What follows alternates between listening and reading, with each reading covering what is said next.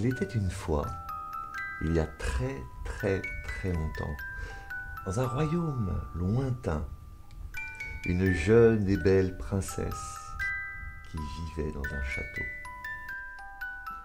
Malheureusement, une sorcière très méchante lui avait envoyé un sort. Et le jour de ses 18 ans, elle se piqua avec une quenouille et s'endormit profondément. Tout le royaume plongea également dans le sommeil. Le château fut peu à peu envahi par une forêt dense et impénétrable.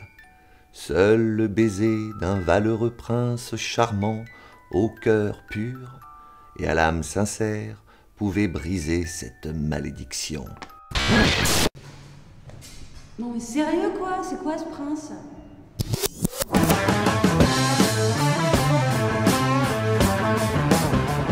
Tous les princes des alentours partirent à la recherche du château, mais beaucoup s'égarèrent dans la forêt.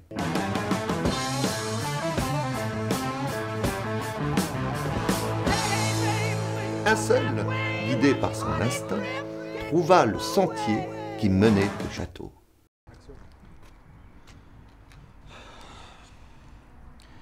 Siri, donne-moi la direction du château de l'Aude Feignasse.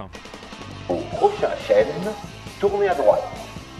Le chemin jusqu'au château était semé d'embûches et peuplé de monstres terrifiants. Everybody was kung fu fighting. Those kids were fast as lightning. Le prince n'était pourtant pas au bout de ses peines. Il dut encore affronter la terrible sorcière qui protégeait le château.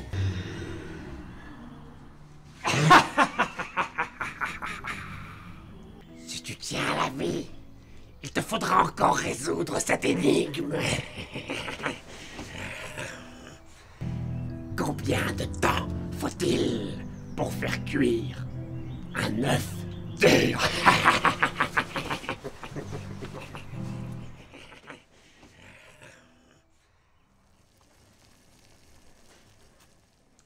Alors, je crois qu'une fois de plus, Gertrude, vous nous avez concocté une petite recette dont vous avez le secret et qui va ravir nos internautes.